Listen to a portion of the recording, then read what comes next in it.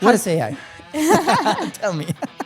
Maybe you won't have one company that you work for. Maybe you have 5 companies that you work for. So I think there's like a big shift in just how we work, but also like how we live. And it's just the beginning of the revolution. People in different states, people in different countries, content, etc. And then it's called remote work, right? There's an automation, augmentation, and human only. It's like, let's first look at the problems, right? Another prediction, we will all have AI agents. I want to try it. Let's do it.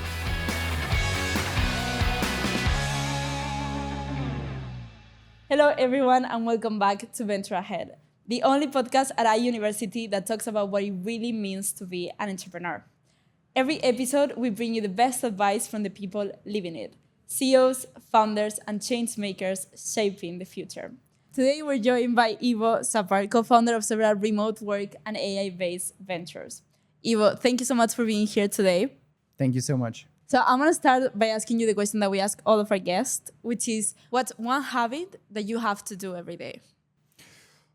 One habit, go out with my dog, but that's what I really enjoy. But work habit, if this is like an area, I would say that every day I plan what I will achieve, hopefully. So I have my AI assistant that is learning about my goals for the day. And then I'm working in 25-minute sprints, like I'm using the Pomodoro technique, and then 5 minutes break, and then another task. So this is this habit that really helped me as a person with ADHD to really like figure out how you can get the stuff done during the day. It's like beginning of the day, planning, then working in these like 25 minutes bursts. And at the end, I'm doing a checkout where I'm like summarizing what has been done, or actually like AI helping me summarize it. And then I'm also honest with myself. Was it a productive day or not? So super easy. You can do it also with a pen or paper. A good habit. Definitely recommend. I really love that. I used to use the Pomodoro thingy for studying all the time ago. It's super amazing. productive. It's amazing. And now that we're talking about like kind of techniques of works and everything, I know that you are from Poland and you have lived and worked remotely from a lot of places in the world.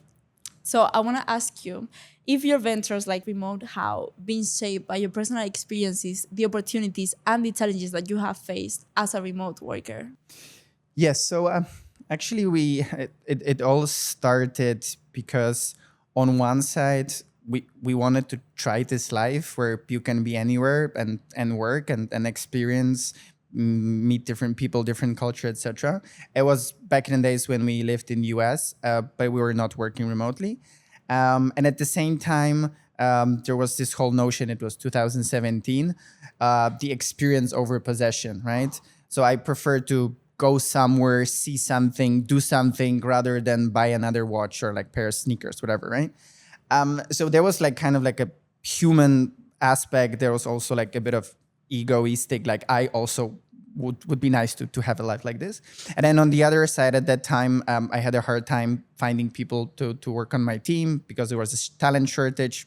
Although Austin at that time was already a tech hub, like maybe we can help businesses hire from anywhere as well, like open up to people in different states, people in different countries, content, etc. And then it's called remote work, right? But remember, it was 8 years ago. There were already some companies doing this. They're like, okay, let's see how it works. And then of course, fast forward, we started remote how. Long story, won't bore you with this, but I think throughout the years, as we've been working and traveling and meeting people from different backgrounds, different countries, basically every year I had a new point of view on not just work, but like life. It was kind of like a river that's like and that. So I think it was extremely, like it was definitely shaping who I am, what I think, and also impacting the business. So yeah, I strongly encourage everyone to try it out. You don't need to be doing this for many years, but at least like try it. It's not for everyone. We used to call it like being digital nomad. Then we switched to a slowmad, like traveling slowly, being more in one place. Nice. It was mostly like Southeast Asia, and we lived in Vietnam for 1.5 years, but like being in more of a one place. So very, very insightful times for like understanding what you also want to do in your life. Yeah. So No, it sounds super interesting. Like I bet you have seen crazy places in the world. crazy places, but what I remember more are the human stories, like the things that people said, and of course, and they were in the also beautiful places, so you kind of like have to like an interesting story, and then it's happening in an interesting place. But you know, most of the stuff you see on Instagram, oh, amazing, I'm having a laptop next to a swimming pool, you know, and glamorous life. But then you have the discussion with this person, and he or she is saying, you know, I don't know where's my home. I feel like, where do I belong? I want to buy this painting, but where I will keep it? I just have a backpack, right?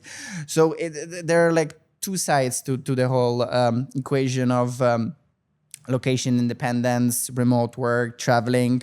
It's good and bad stuff, like with everything. That's why it's nice to try and see if this is for you, and maybe it will change your life forever, or maybe you're like after 6 months, oh my god, I want to go back to my normal life, right?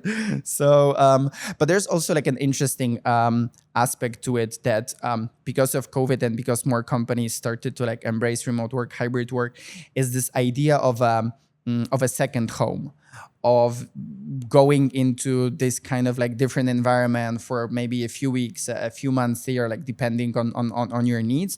And I think this is where it's going, and a lot of people that we met throughout this year were talking about the second home. So for example, you're living in UK, raining, so you want some sun, so you're getting a place in Spain, for example, like a tiny house. You don't need to like get a villa. So I think there's like a big shift in just how we work, but also like how we live, that kind of like blends together. And it's just the beginning of the revolution.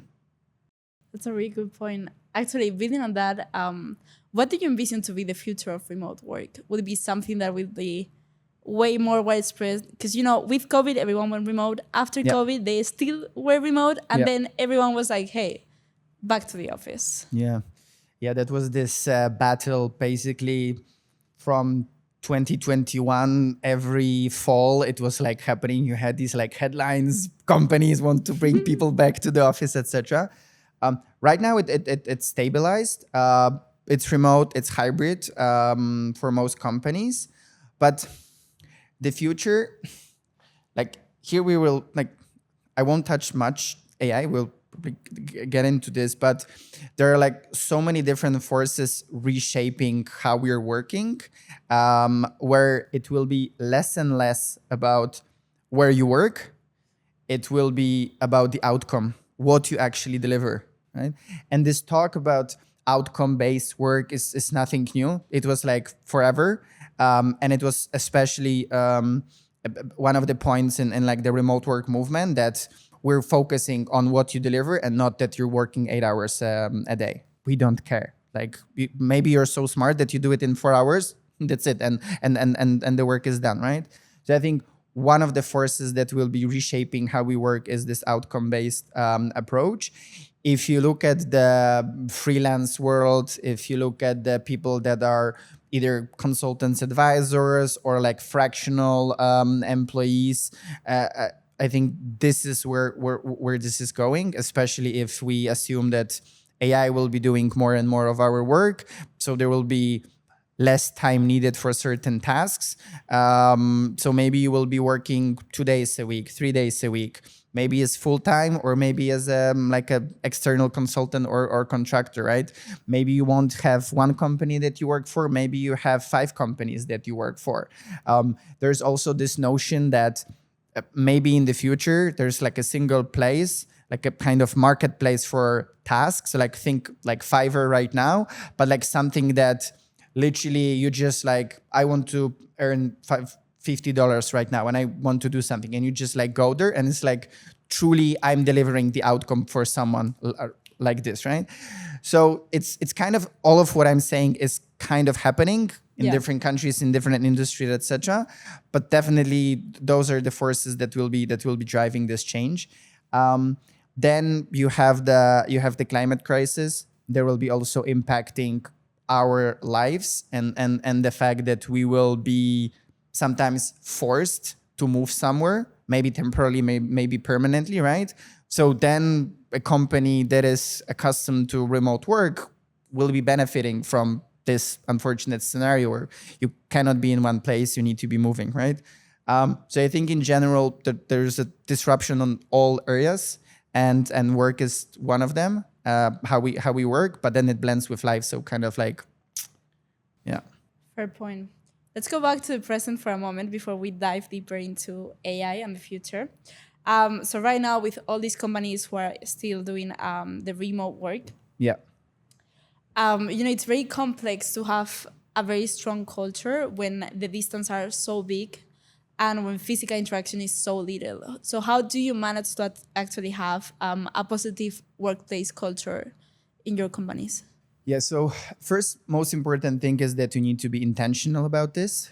So for many companies, building a culture is having fruits in the office or pizza Fridays, right? This kind of stuff.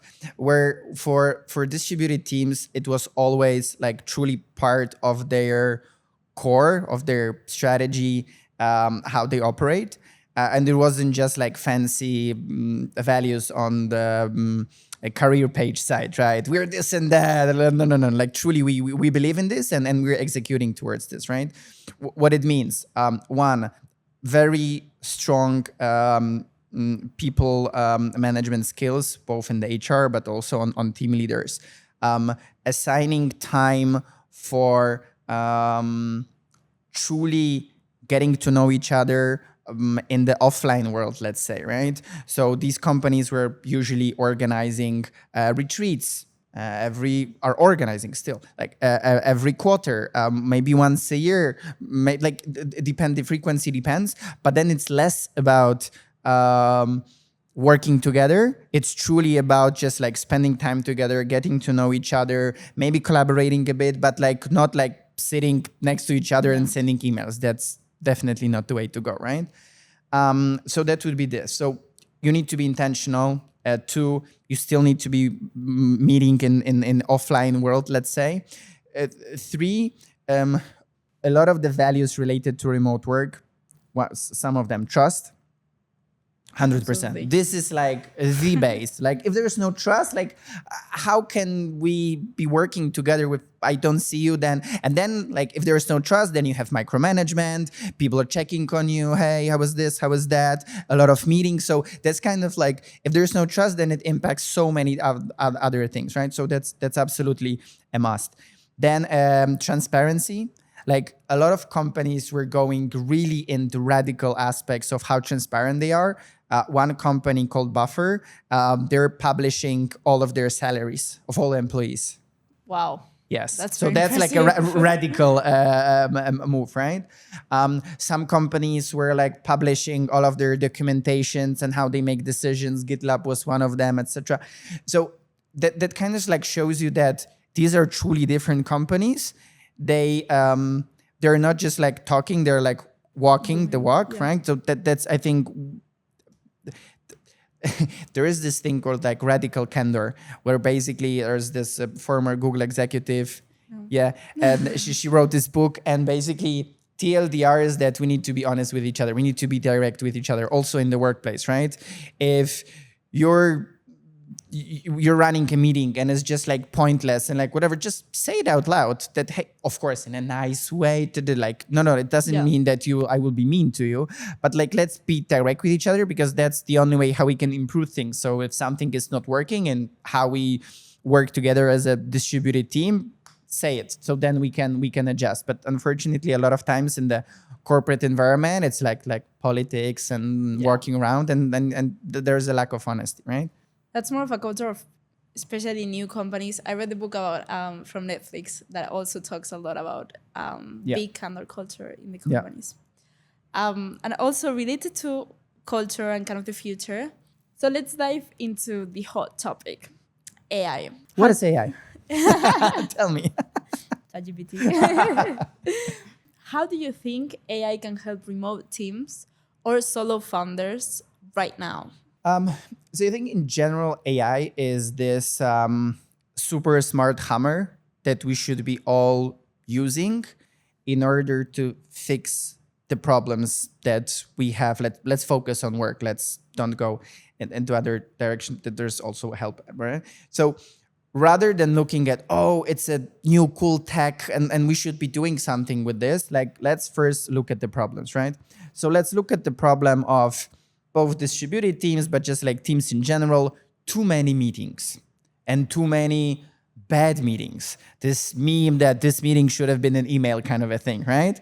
So if you look, okay, there's a business problem and like how AI can help. So AI can force you to always like, first of all, do we need this meeting, right? So you can have an assistant or agent if it needs to execute some actions that is truly like grilling you on, do we really need this meeting? If you arrive at the conclusion, yes, then it's helping you to prepare for this meeting. Then once you're prepared, then it sends out the agenda to everyone, right? Then once everybody got the agenda, got materials, it makes sure that everyone is on the same page before the meeting starts. There is this method implemented by Jeff Bezos at Amazon that there are no slides at meetings. There's just a memo that everyone reads a memo, and the memo is shared before the meeting. So if you read a memo and you're like, but I'm not needed at this meeting, like I'm not part of the decision-making process, etc. It's like more of an FYI. You don't have to join this meeting, right? So without AI, just like a simple business practice, right? But let's say that, okay, there is an agenda, people got it now. AI is helping like, hey, Juan, did you read it? Do you have questions? Anna, yeah. So you're coming into the meeting not to like see stuff like slides, blah, blah, blah. No, you're actually coming to like engage with each other, discuss certain points. And only the people that are at this meeting are people that are needed there or like felt like they're needed. And then the meeting ends. Of course, the meeting was recorded and transcribed, and there are action items from AI. And then AI distributes these tasks to everyone and then checks on you according to a certain sequence that you define. Hey, there was an item that needed to be done by today. What is status? Can I help you, etc. Right? So we're not talking about, oh, where should we implement AI? No, like how can we solve a real pain point that we have every day that is causing us anxiety, and then where AI can help, right? This is just one of the millions that we should be implementing, right? Absolutely. Because there's a lot of questions about how to implement AI. I keep being asked that by my parents, my uncles, my aunts. Everyone's like, how do I implement AI? I'm like, I don't know for your specific situation, but I know that you help companies do this also through the AI Maturity Index, which is the company that you help co-create. What's the current state of AI adoption? We're, I heard this phrase, we're at the end of the beginning.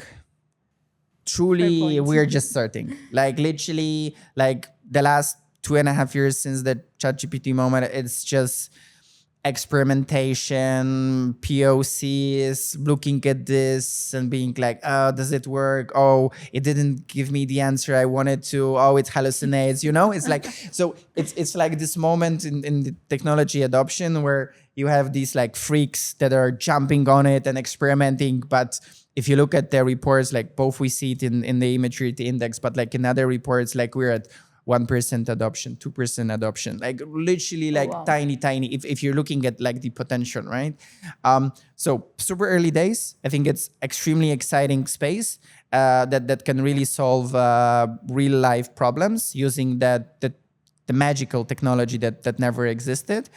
And that will benefit the humanity, because that's kind of like these machines should help us and help the planet, and not to create the world that we don't want. So that's my hope, and then let's see what humans will do with this technology. It's crazy that we're at 1-2% adoption, especially because a lot of people are now thinking, okay, AI is the hot topic today, but from here to 2 years, there's going to be a new technology, and that's going to be like the next big thing. So what do you think? What are your predictions for AI in the next 2 years? I will be wrong, so don't listen to me, probably. It'll be just me kind of like throwing some stuff. So One is that, and this is kind of where I'm pretty certain actually, we will see more and more productizing of professional services. So everything that was normally just professional service, I'm delivering the advice, consulting, etc. It will be productized with software, like a lot of the stuff. And if you look at what we're doing with the maturity index, we're productizing the diagnostics, the assessment, right? The kind of the discovery phase that you as an individual do or as a company to understand where you are with AI. In the pre-AI era, you would either have a human running the one-on-one interviews, or you would be creating a boring survey that no one wants to complete because it's not engaging and personalized, etc. Right? So in this case, you can create an AI that is chatting with you, just basically like running an interview where you're sharing and you're getting instant output, report with scores, with insights, with benchmarks that normally you would need to pay McKinsey 500,000 euros to get 100 slides, right? That will be probably no bueno. Depends. Nothing against McKinsey, but these dinosaurs will mostly die in a few years because their model is simply broken. And that's kind of like a second prediction. With the productization of professional services, the prices will go down, right? Because you don't need a lot of junior consultants to like run something. You can have an agent and then someone running, like orchestrating this in order to deliver the business value, right? So definitely the prices of professional services will fall. So that's number two. Then number three, I think like from an entrepreneur point of view, like where to focus. I think there are a few underserved areas. One of them is to focus on SMEs. The companies that would normally like let's take the consulting as an example, right? You're a company of like 550 or even like 300 people, right? You cannot afford getting consultants to like help you with the stuff. Usually that's not the case, right?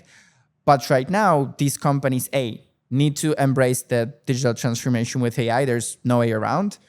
They don't have such budgets, but they would be open if you can offer, if you can get like productize professional service that maybe like deliver 80% by AI and then 20% by human, right? So I think this is like an extremely interesting area, just like in general, because these SMBs will need support, but in a different model than how it was right now. So that would be three. Another prediction: we will all have AI agents. I mean, nothing new, but like we need to start like understanding what it would mean. So probably if we have this conversation next year, there will be already some agents working in the background for us to do A, B, C, D, right? Either at work or maybe for our personal life. So I think we need to start looking. There's this very interesting framework where you look at the stuff that you do at work and then you segment them into three groups. There's an automation, augmentation, and human only. And it's a very it's a moment of truth with yourself where you're like, okay, and of course you can do this exercise with AI, but like truly like this is what I do, this is my work, and thinking like how the technology progresses, because it's like crazy fast. Like if you look at the intelligence that AI has and like how it's changing, like you cannot compare, right? So even if something is not possible today, probably it will be possible in 3 or 6 months with just a new model, right? So having this in mind, I encourage everyone to do like an honest assessment of what they do right now, where AI can help, because we need to say it out loud. There will be some jobs that will be completely replaced. There will be some jobs that will be adjusted a lot, right? Because a big portion will be automated, then there will be some augmentation, and then there will remain human only. So right now, honesty is like the best how you look into the future.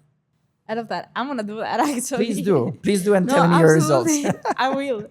And now you mentioned that, so you have already fired all the junior McKinsey consultants. What do you think is the future of work? I didn't fire them. I'm hoping that they will maybe go somewhere else and create value in the world in different way. Like, don't get me wrong, I have nothing against them personally. I have a lot of consultants as my friends that worked at all the big fours and other companies.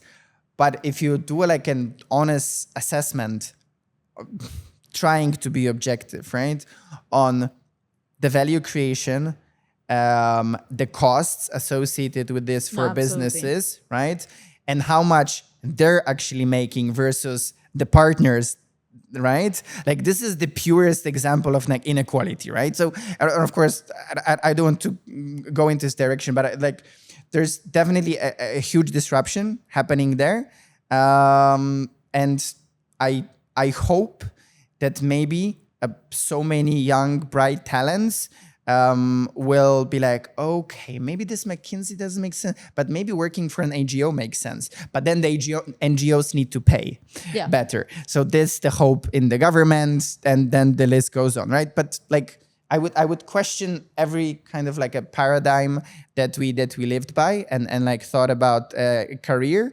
and look at this from like a clean slate.